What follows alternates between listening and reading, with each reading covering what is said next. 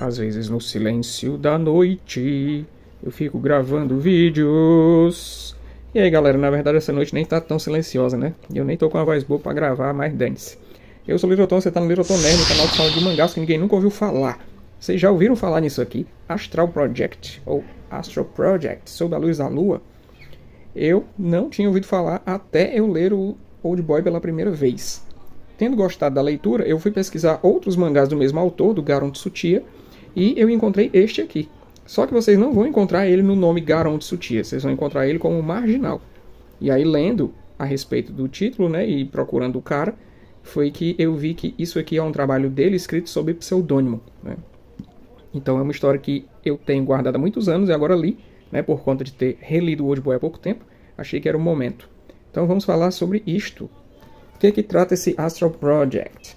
É um mangá um pouco estranho, né, e curtinho, são só 4 volumes, né, então são 1000 páginas de quadrinhos aqui.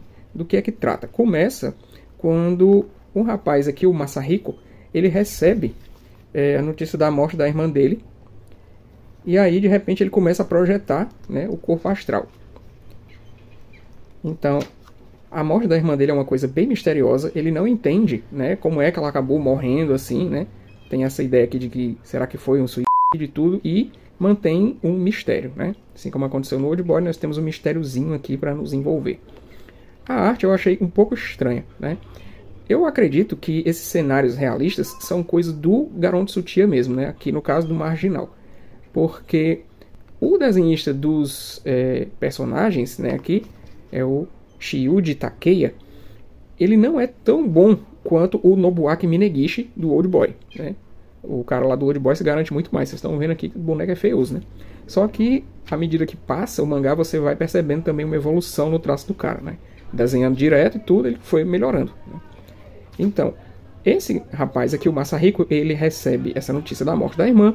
Ele vai na casa dos pais, com quem ele não quer mais ter relações, né? E pega um CD lá. Quando ele escuta, ele viaja e libera o corpo astral dele. Ele não entende por que esse CD faz isso. É um CD supostamente com uma música de um cara chamado Albert Ayler, né, que aqui no glossário a gente vê que é um saxofonista de jazz e tal, né? Então no final tem umas explicaçõezinhas sobre alguns dos termos da obra. Eu só não gostei muito que é letra branca sobre fundo preto, então é muito ruim de ler isso aqui. Então ele escuta o CD, viaja, e aí você vai vendo o dia a dia dele. Ele é um motorista de prostitutas de luxo. Ele trabalha aí nesse esquema meio ilegal, digamos. Trabalha com a galera aí mafiosa. E ele fica levando as moças pra lá e pra cá. E na folga dele, né, ele viaja aí e começa a encontrar outras pessoas, né, que também projetam o corpo astral.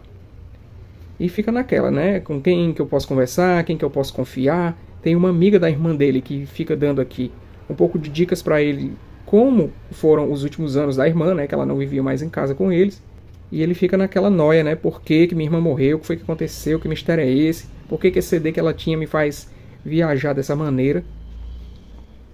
Aí ele conhece essa menina, conhece um cara aqui que é um colecionador de coisas de jazz e tal, e ele é louco pra pegar o CD do Masahiko, e a história vai correndo. No volume 2, a gente vai conhecer então mais alguns personagens, né? Novamente aqui o cara colecionador. A gente vai conhecer esse monstrengo aqui, que ele chama de Ceboso, que é um monstro bem esquisito. E aí eu achei legal alguns conceitos que ele lança aqui, como o de que algumas pessoas projetam o corpo astral enquanto dormem, né, e nem percebem que fazem isso. E no caso do Ceboso, ele vem de um cara que é um otaku velho fedido, que fica trancado no quarto só jogando videogame, sonhando com bonecas, né? E o Ceboso, ele ganhou uma vida própria no mundo astral aqui. Outra coisa que eu achei curiosa e divertida sobre esse mangá é que o protagonista ele corta o cabelo. Tem umas 2 vezes aqui que você nota que ele cortou o cabelo. O cabelo dele era bem maior e aí depois o cabelo dele aparece bem menor. Uma coisa normal, que todo mundo faz, né? Mas a gente não vê isso acontecer nos personagens de mangás, né? O mangá vai se aprofundando aí nas tramas, né? A gente vê um pouco da vida da menina que ele conheceu lá em cima. Tem esse cara aqui que é o mendigo, que é a primeira pessoa com quem ele cruza no céu, né? Que é o Zampano. E ele vai fazendo amizade com essa galera. De repente tem outro corpo astral esquisito, que é esse personagem aqui que sai da capa de um livro e começa a conversar com ele, né?